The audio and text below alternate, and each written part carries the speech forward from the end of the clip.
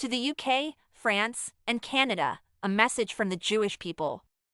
You sanctimonious, hypocritical cowards, how dare you threaten the world's only Jewish state, after everything your nations have done to us? You speak of humanitarian values while standing atop the piles of Jewish bones your ancestors buried beneath cobblestones, cathedrals, and the charters of so-called civilized nations. Britain. Oh, Britain.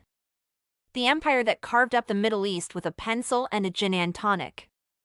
You issued the Balfour Declaration, then slammed the door on Jewish refugees fleeing the Nazis. You handed chunks of Jewish land to Arab monarchs and let Jews die in the Holocaust rather than allow them entry into your precious mandate. You even interned Holocaust survivors in Cyprus as if they were criminals. And now you wag your colonial finger at Jews for building homes on our ancestral hills? Perhaps you should address your own collapsing society, where knife crime, anti-Semitism, and Islamic extremism are more common than fish and chips, before lecturing us. Your royal hypocrisy belongs back in Buckingham Palace. France. Liberté, égalité, fraternité, unless you're a Jew.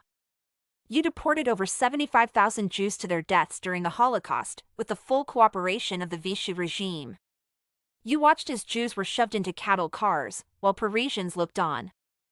After the war? No justice. No reckoning. Just decades of indifference and empty words. Today, Jews are stabbed in the streets of France, synagogues require military guards, and yet you still have the audacity to lecture us about morality? You failed to defend your own republic from a handful of jihadists in a van, but now you want to dictate how Israel should defend itself from genocidal terrorists hiding behind human shields? Your republic is morally bankrupt and culturally adrift. Go lecture someone else while your own nation burns. Canada. Canada's Prime Minister Justin Trudeau has apologized for his country's role in turning away a ship carrying over 900 Jewish refugees fleeing persecution. In 1939, the German liner St. Louis sailed to Havana, but Cuba refused them entry, despite their visas.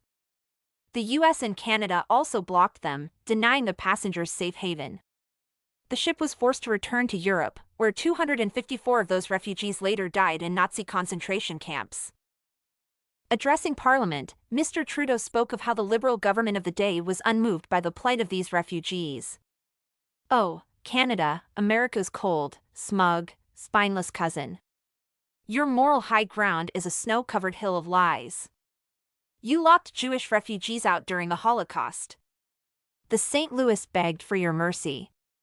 You sent them back to die. None is too many, your officials said. That's your legacy. That's your history. Today, your politicians pose for photo ops in mosques that glorify martyrs while denouncing Israel for fighting genocidal killers. You've turned your universities into Hamas fan clubs and your parliament into a circus of virtue signaling. You host terrorists in suits and call it diplomacy. You abandoned the Jews when we were stateless, and now you want to punish us for defending our state? Here's our response. We're not the broken, stateless Jews of 1942. We are the sovereign people of Israel, armed, aware, and unapologetic. Your sanctions are a joke. Your threats are meaningless. Your moral lectures are garbage. We don't need your permission to live. We don't need your validation to fight. You allowed Jewish blood to soak your soil for centuries.